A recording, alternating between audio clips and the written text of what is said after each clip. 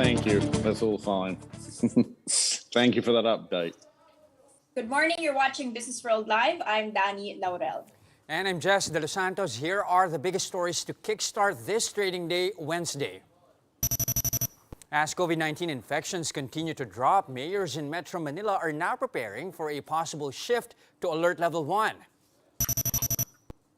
The campaign period for the 2022 polls kicked off with a proclamation rallies by presidential aspirants in their buildings. Meanwhile, a think tank is flagging a possible power shortage during the elections in May. And the DTI hopes to see an investment boost as the measures opening up certain industries or services to full foreign ownership is now just one step away from becoming law. We begin our broadcast with the proposal to place Metro Manila under the more relaxed Alert Level 1 by next month. And the MMDA says mayors in the region are now readying for this possible shift. MMDA Acting Chairperson Roman Artes said NCR mayors are preparing to ask the IATF to place Metro Manila under Alert Level 1 if infections will continue to drop in the coming days. The region and 7 provinces are under Alert Level 2 until February 15th. Now, one of those pushing for the de-escalation of Metro Manila to Alert Level 1 is Presidential Advisor for Entrepreneurship Joey Concepcion. He told the Philippine Star that areas with a vaccination rate of 70% or higher can also shift to this lower alert level by March if they are ready to ease more restrictions. The country logged a total of 3,574 cases yesterday, the lowest single-day tally since January 1st. And with the continuous downtrend in cases, the Health Department says Alert Level 1 in NCR is not far-fetched. For now, no, if we look at the numbers, may posibilidad naman talaga. Pero currently, moderate risk pa rin tayo, ha? Ang low risk lang po natin would be our healthcare utilization, yung mga ospital. Pero sa komunidad natin, ang mga numero ng kaso mataas pa rin.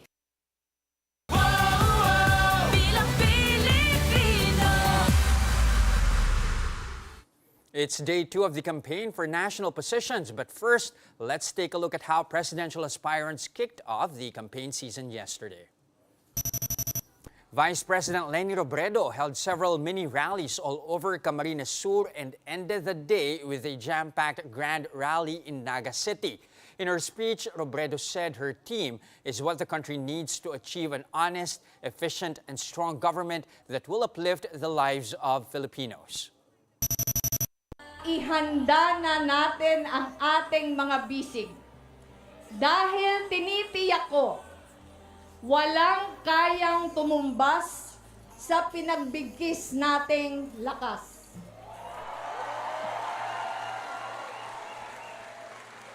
Kaya, tara na. Ipanalo na natin ito. Former Senator Bongbong Marcos launched his campaign at the Philippine Arena, the world's largest indoor stadium. Organizers claim over 25,000 attended the proclamation rally. Marcos Jr. and his running mate, Davao City Mayor Sara Duterte, vowed to work together to unite the entire country. Kung ang isang tiga-Norte at ang isang tiga-Mindanao na magkabilang dako ng Pilipinas ay kayang magsama at magkaisa, sa aking palagay naman, kaya natin ipagkaisa ang buong Pilipinas. The Kartilya ng Katipunan in Manila turned into a sea of blue and white as Manila Mayor Isko Moreno chose to hold his proclamation rally there. Now, in his speech, Moreno noted his achievements as Manila Mayor, including his housing programs and COVID-19 response.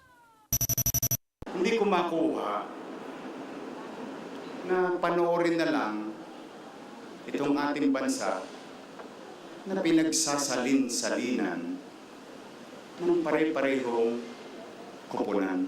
Kung pagod na kayo sa kanilang dalawa, nandito po ako.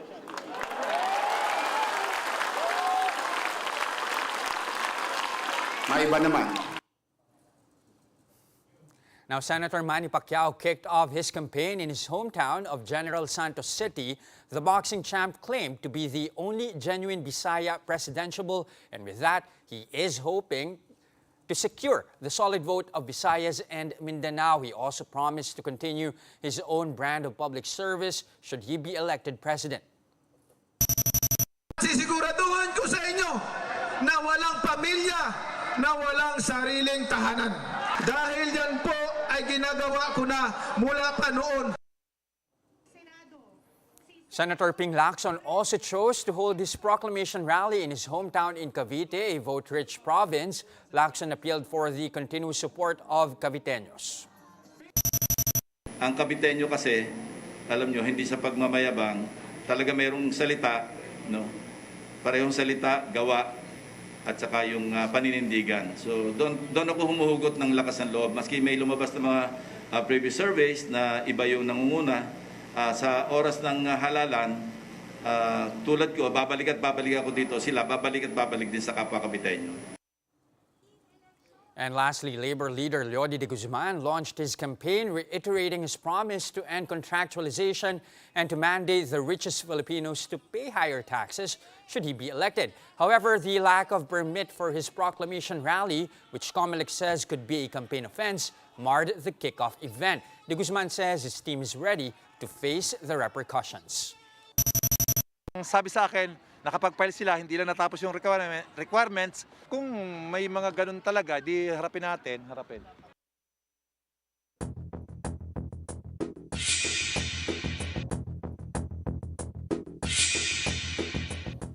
All right, Dan, the all-story clouding everyone's forecast. How big of a risk are we looking at here? Well, Jess, that is the million-dollar question. How long will these oil prices keep rallying? But for now, the Bangko Sentral is weighing the impact of these soaring oil prices on inflation outlook. So Governor Diokno is saying they're closely monitoring this. He does say it could affect inflation forecast adversely, but only if it is persistently higher than 95. Now, he did say, and this is also, related to what analysts have said, prices are up because of a confluence of factors. You've got demand surging because of economies reopening, but also just supply disruptions. We've had a harsh winter.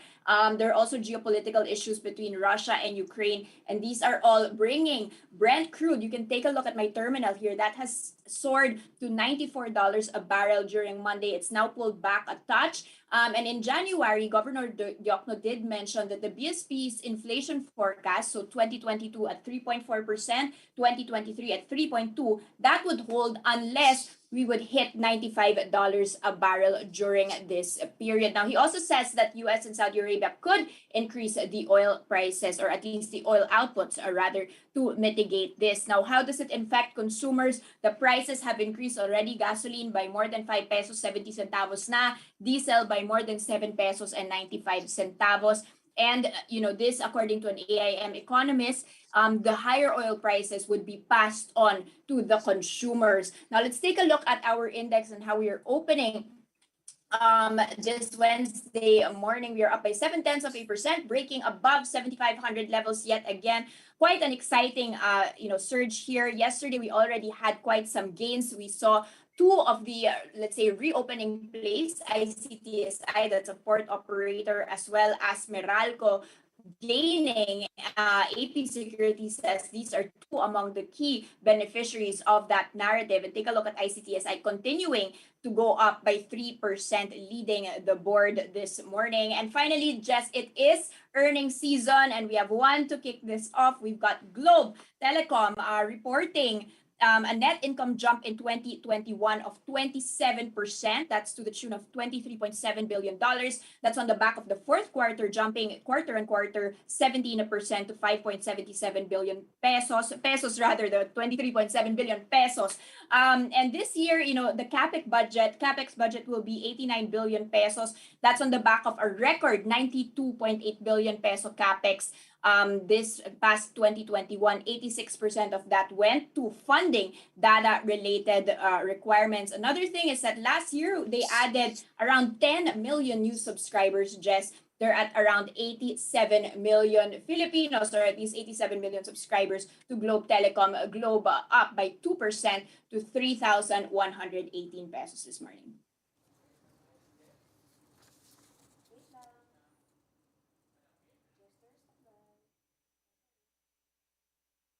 Now, outside of the local bourse, the Trade Department expects an investment boost with the pending enactment of the amendments to the Public Service Act.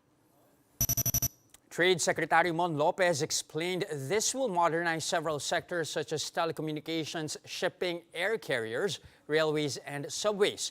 He adds that increased competition will generate better quality services and pricing to the benefit of consumers. Recall that Congress has earlier ratified the bill amending the PSA. It is now awaiting the signature of President Rodrigo Duterte. Now, while the Public Service Act saw the light of day in Congress, the same can be said for the country's membership in the Regional Comprehensive Economic Partnership, or RCEP. How exactly will this hold back growth despite the passage of a number of economic measures? Let's get insights from Chris Nelson, Executive Director and Trustee of the British Chamber of Commerce of the Philippines. Good morning, Chris. Thank you for joining us today. Good morning, and welcome to all your viewers. All right, thank you, Chris. Now, Senate sitting still on the country's membership here on RCEP. They're going on a 3-month break here without giving concurrence to its ratification. What is this going to cost us? Will this in any way hold back growth? Well, I think if you look, first of all, let's just talk about RCEP. It's obviously a very important trading bloc. It's going to be 30% of the world's GDP. Already Thailand and Vietnam have signed up. So I think the key here is that the delay in ratification obviously would have been beneficial if they'd done it prior to that. We're optimistic when they return in May, they will do so. As you rightly refer to the 3 key bills that look like they're going to be passed, obviously Retail Trade Act, Foreign Investment Act, and the Public Service Act. But it's very important the Philippines does join RCEP, and obviously we're confident that will happen in May. There have been questions over, obviously, concerns over agriculture, but I think also the DTI, particularly Undersecretary Alan Gepta, has answered those points and actually saying there are also advantages as well for the agricultural producer in terms of obviously access to cheaper fertilizers and other products. Plus, there will be still tariffs or controls on certain key products, obviously pork, poultry, and other items. So we're still hopeful. Clearly, it would have been better, but I do think the growth that will be important. The Philippines does join. Obviously, we're looking forward to that ratification in May when the Senate returns. All right, Chris, more to your point earlier as to how there has been much of a pushback here, especially from certain agricultural groups and trade groups, regarding the possibility that, there will be excessive importation here. What assurances do we have that tariffs will not be unilaterally cut off and at the same time that we won't be importing excessively? Well, I think those are the assurances, and I think to be very fair to the Department of Trade and Investment, they've given those, they've interacted. And I think that the Philippines, he's given those assurances. He's also discussed the fact that there will also be benefits to the agricultural sector, and that, of course, also that certain tariffs will remain on certain key products. And therefore, I think we should also be looking at the opportunities from RCEP, right? RCEP does give an opportunity to many other sectors. And I think it's key, when we talk about the role of the British Chamber, we're very keen to promote the opportunities of investing and trading in the Philippines as a gateway to Southeast Asia. And therefore, I think it's very important for the Philippines to be part of that bloc, particularly, obviously, in the concurrence, as you said, Vietnam, Thailand have joined. My understanding is indications that Indonesia will. So I think overall it's important for that trading bloc to be there. And I think those concerns, which understandably have been raised by the agricultural sectors, have been well answered. And hopefully going forward, we should also look at the opportunities that this gives, not just to that sector, but to many others. Chris, this is Danny jumping in. Let's focus on the Public Services Act that was already ratified by Congress. How much of a boost are we expecting from this? Could you also outline, the risks on the table for domestic players here if we do open up? And do you have specific, examples of foreign investors already keen to take this on? Well, look, I think first of all, it's an extremely important move. I mean, the act was last, I think, from 1936. So obviously, this has been a long time, and all credit to the ones involved. And I think that's now moving for. I think it's going to be obviously sent to the president for signing. I think it's going to be a clear signal, and I think it will increase competition.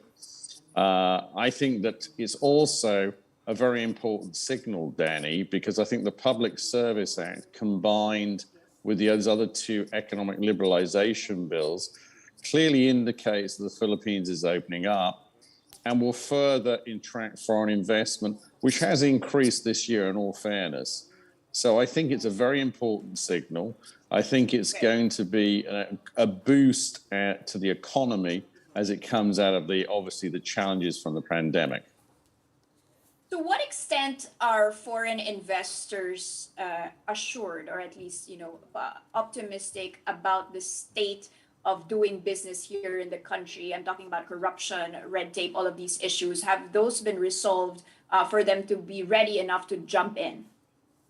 Well, the interest level has remained high even during the pandemic, and I would add a couple of other points which I think will assist now. I mean, obviously the recent lifting as of February 10th on travel will be a help as well, because obviously we've had business people who wish to visit and meet customers or meet partners. Now that obviously can be facilitated much easier, so that's also going to be a boost. In terms of the ease of doing business, that act was passed obviously during this administration. But more can be done, we feel, and obviously I think that can be accelerated. And I think one of the key areas there will be the increasing use of digitalization, making it a much faster, more transparent process. There has been improvements, but it can continue to do so. So I think combined with what's going on, the interest level of British companies continues to be high in the Philippines. But obviously we want to, and that's why just re-emphasizing RCEP again, it's important that it be part of that, because as I've emphasized, we see the Philippines not only as a very good market in itself with great opportunities and the talent of the people, but also a gateway to Southeast Asia. Okay, Chris, good thing you pointed out about the easing of travel restrictions. There has been a push now, or at least a call, to ease to alert level 1. Some even floating the idea of a pandemic exit strategy, which may involve doing away with the alert level system altogether. Is this something that the Chamber is amenable to? Yes, we are. I mean, look, we've all the way through this last 2 years of the pandemic now approaching. We've continued to work closely with, obviously, we've made a reference to Jerry Concepcion. He's worked and done, I think, a very extremely hard job and very well, obviously working with the private sector and communicating with ITF. And this is the right opportunity. If I use a comparison with the UK, I mean, the UK is obviously often now moving more to the endemic stage of saying, obviously, we need to live with the virus. We need to obviously observe, the protocols. But yes, it is something we support. And you can see actually that with the opening of the economy, you saw that gave a boost to the economy. I think overall the growth rate in 2021 was 5.6%. And clearly what we're looking for, and obviously projections, I think, from the government side, is to be closer, over 6 and be closer to 7%. So yes, we support that. And I think the way it's trending, and of course that is backed up by the work done, and all credit again to the supply of vaccines. And that's allowed the economy to open up. And I think we are now moving, not just obviously in the Philippines, but across many countries now more into the endemic stage. Okay, and lastly, Chris, we can't let you go without asking you, this campaign season has officially started. So far, based on what you hear, are you satisfied with the economic platforms of the candidates and what should be on top of their economic agenda? Sure. I mean, first of all, we wish all the candidates the best of luck, and hopefully the election will go smoothly. I think that all the candidates, I think we've seen, and a number have made references, of course, of the fact that the need to continue to build the infrastructure in the country. I think also we've seen, and there's been references, and we'd like to see the continuation, and all credit to the current administration for getting these 3 key economic bills to be passed, which again, I'll just emphasize: retail trade, foreign investment act, and the Public Service Act. And then going forward, I think also we want to see, and I think there's been discussions on in terms of building the infrastructure. And of course, coming back to that, of course, on RCIP, if that's signed in, that could lead to higher productivity, better jobs as well. So yes, I think there's going to be that continuing development. And obviously what we're looking forward to is that whoever the next administration is, that those continuing aims of further opening up the economy, developing the infrastructure, and moving further in terms of transparency, digitalization, which has all occurred under the current administration, will continue. All right, transparency, digitalization, and of course, continuous reopening of the economy. Those are the three key three key things that should be part of the agenda, at least according to the British Chamber. Thank you very much for your time this morning, Chris Nelson, Executive Director and Trustee of the British Chamber of Commerce in the Philippines. Thank you, Chris. Thank you very much indeed. Now, coming right up, a think tank says a power shortage may occur during the election day in May. More of that and other stories after the break. Stay with us.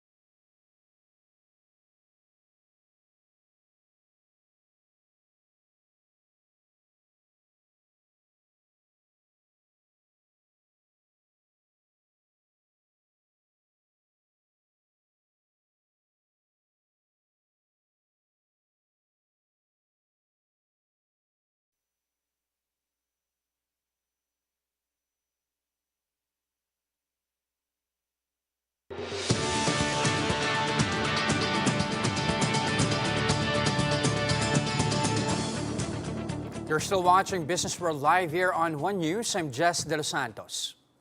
And I'm Dani Laurel. Now, the Institute for Climate and Sustainable Cities is projecting a shortfall in electricity supply in the second quarter of 2022. And this raises concerns if there will be enough power during the May 9 elections. The think tank says given the historical trends and current power reserve issues, it anticipates a 1,335 megawatt deficit in the country's electricity supply during the peak demand. Now, this will lead to a red alert status and possible blackouts in the Luzon grid by April. This is supported by the Energy Department, which expects red and yellow alerts raised across the Luzon grid after the elections. The Institute emphasized that unreliable electricity supply would undermine the credibility of the elections. That's why it's imperative that authorities keep the power system reliable, especially during Election Day.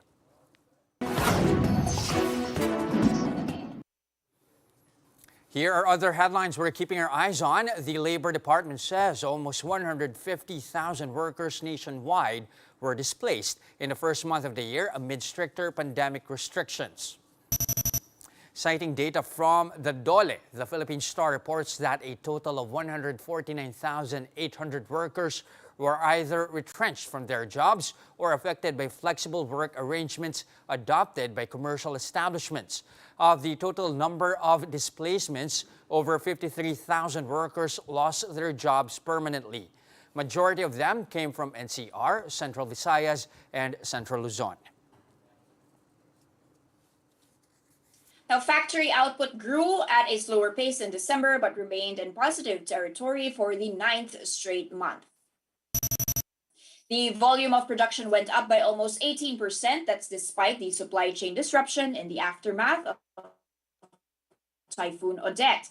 That is a slower growth than November's revised 25.8% growth, but a turnaround from the almost 15% contraction recorded the year before.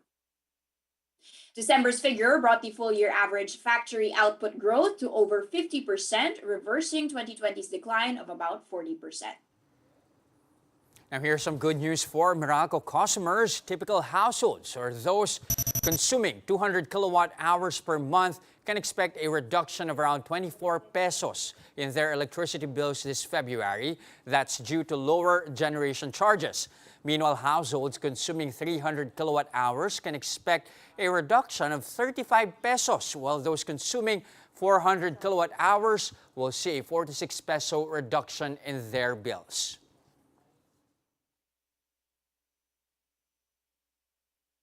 And rice tariff collections amounted to nearly 19 billion pesos in 2021. The Finance Department says this gives the government a surplus of almost 9 billion pesos over and above the 10 billion pesos for farm modernization.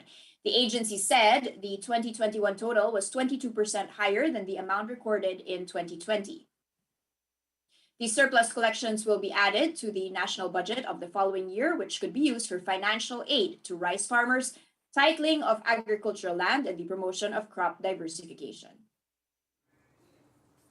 And that's a first look into the business day this Wednesday, February 9, 2022. I'm Jess De Los Santos. And I'm Dani Laurel. Mask on, wash hands, stay safe, Philippines. We are One News.